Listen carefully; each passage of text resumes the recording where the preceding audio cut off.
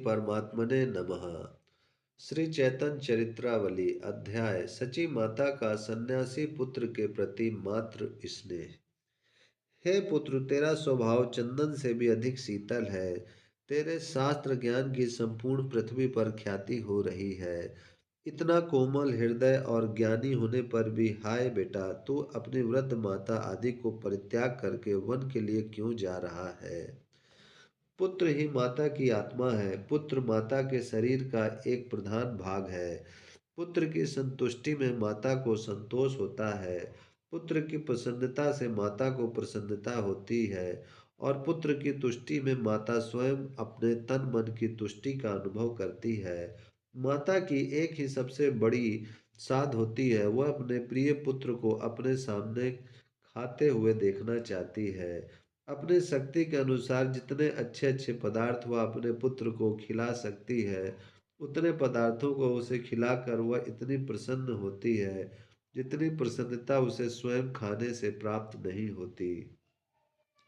पुत्र चाहे बूढ़ा भी क्यों न हो जाए, उसके पांडित्य का, उसकी बुद्धि का, उसके ऐश्वर्य का चाहे संपूर्ण संसार ही लोहा क्यों न मान ले, किंतु माता के लिए वह पुत्र सदा छोटा बालक ही बना रहता है। वह आते ही उसके पेट को देखने लगती है कि कहीं भूखा तो नहीं है। जाते समय वह उससे वस्त्रों को ठीक तौर से संभाल कर रखने का आदेश करती है। छोटी छोटी बातों को वह इस तरह से बताती है मानो उसे मार्ग के संबंध में कुछ बोध ही न हो।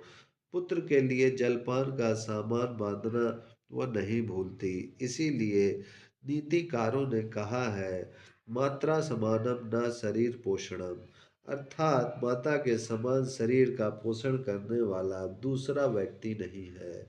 सची माता ने अपने निमाई को सन्यासी वेश में देखा। यद्यपि अब प्रभु पहले की भांति श्वेत वस्त्र धारण नहीं कर सकते थे।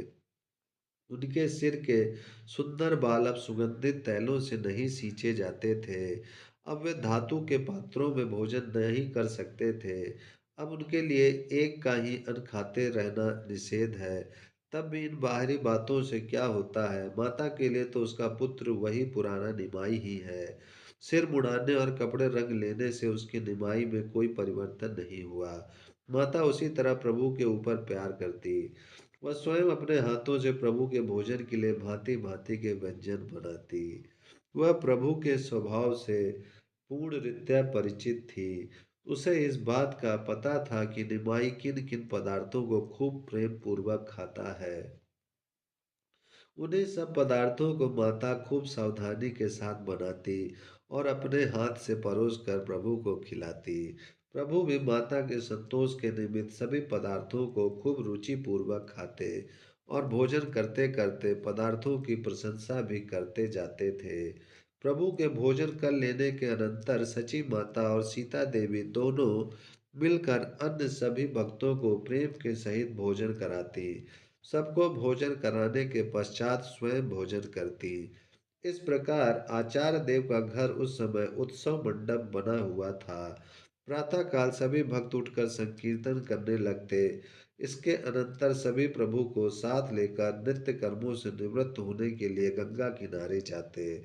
सभी भक्त मिलकर गंगा जी की सुंदर बालुका में भांति भांति की क्रीड़ाएं करते रहते। अनंतर संकीर्तन करते हुए आचार्य के घर पर आ जाते। तब तक सची माता भोजन बनाकर तैयार कर रखती। प्रभु के भोजन के अनंतर सभी भक्त प्रसाद पाते। फिर तीसरे पहर से श्री कृष्ण कथा छिड़ जाती। सभी भगवान के गुणों का वर्णन करते तथा श्री कृष्ण कथा श्रवण करके अपने गुणों को धन्य करते। सायंकाल को फिर गंगा किनारे चले जाते और प्रभु के साथ अनेक भक्ति संबंधित गूढ़ विषयों पर बातें करते रहते। प्रभु अपने सभी अंतरंग भक्तों को भक्ति तत्व का रहस्य समझाते, उन्हें उपासना की पद्धति बताते और संकीर्तन की अपेक्षा जप करने पर अधिक जोर देते। भगवान नाम का जप किसी भी तरह से किया जाए वही कल्याणप्रद होता है। उसमें संकीर्तन के समान 10-5 आदमियों की तथा ढोल करताल आदि वाद्यों की भी अपेक्षा नहीं रहती। मनुष्य हर समय हर स्थान में हर अवस्था में भगवान नाम का जप कर सकता है। वे शिव जी के इस वाक्य को बार बार दोहराते थे। जपात सिद्धिर जपार सिद्धिर जपात सिद्धिर वराननेन। अर्थात हे पार्वती जी, मैं प्रतिज्ञा पूर्वक कहता हूँ कि जब से ही सिद्धि प्राप्त हो सकती है। किसी भक्त को कोई शंका होती तो उसका समाधान प्रभु स्वयं करते। गंगा जी से लौटने पर संकीर्तन आरंभ हो जाता। उन दिनों संकीर्तन में बड़ा ही अधिक आनंद आता था। सभी भक्त आनंद में बेसुध होकर नृत्य करने लगते। अद्वैताचार्य की प्रसन्नता का ठिकाना नहीं था। वे अपने स्वभाव की सराहना करते रहते, अपने आप को भूले जाते। अपने घर में नित्य प्रति ऐसे समारोह के उत्सव को देखकर उनकी अंतरात्मा बड़ी ही प्रसन्न होती। कीर्तन के समय वे जोरों से भावावेश में आकर नृत्य करने लगते। नृत्य करते करते वृद्ध आचार्य अपनी अवस्था को एकदम भूल जाते और युवकों की तरह उछल उछल कर कूद कूद कर नाचने लगते। नाचते नाचते बेहोश होकर पृथ्वी पर गिर पड़ते। घंटों इसी प्रकार बेहोश हुए पड़े रहते। भक्तों के उठाने पर बड़ी कठिनता से उठते। महाप्रभु अब संकीर्तन में बहुत कम नृत्य करते थे, किंतु जिस दिन भावावेश में आकर नृत्य करने लगते उस दिन उनकी दशा बहुत ही विचित्र हो जाती। उनके संपूर्ण शरीर के रोम बिल्कुल सीधे खड़े हो जाते, नेत्रों से अश्रुओं की धारा बहने लगती, मुंह से झाग निकलने लगते और हरी हरी बोलकर इतने जोरों से नृत्य करते थे कि देखने वालों को यह प्रतीत होता था कि प्रभु आकाश में स्थित होकर नृत्य कर रहे हैं। भक्तगण आनंद में विह्वल होकर प्रभु के चरणों के नीचे की धूलि को उठाकर अपने संपूर्ण शरीर में मल लेते और अपने जीवन को सफल हुआ समझते। इस प्रकार 10 दिनों तक प्रभु ने अद्वैताचार्य के घर पर निवास किया। नवद्वीप तथा शांतिपुर के सभी भक्तों की यह इच्छा होती कि प्रभु को एक एक दिन हम भी भिक्षा करावें, किंतु माता उन सब से दीनता पूर्वक कहती, तुम सब मुझ अभागिनी के ऊपर कृपा करो। तुम सब तो जहाँ भी निमाई रहेगा वहीं जाकर इसे भिक्षा करा आओगे। मुझ दुखनी को अब न जाने कब ऐसा सौभाग्य प्राप्त होगा। मेरे लिए तो यही समय है। मैं तुम सभी से इस बात की भीख मांगता हूँ कि जब तक निमाई शांतिपुर रहे तब तक वह मेरे ही हाथ का बना हुआ भोजन पावे। अब उसके ऊपर मेरे ही समान तुम सब लोगों का अधिकार है, किंतु मेरी ऐसी ही इच्छा है। माता की ऐसी बात सुनकर सभी चुप हो जाते और फिर प्रभु के निमंत्रण के लिए आग्रह न करते।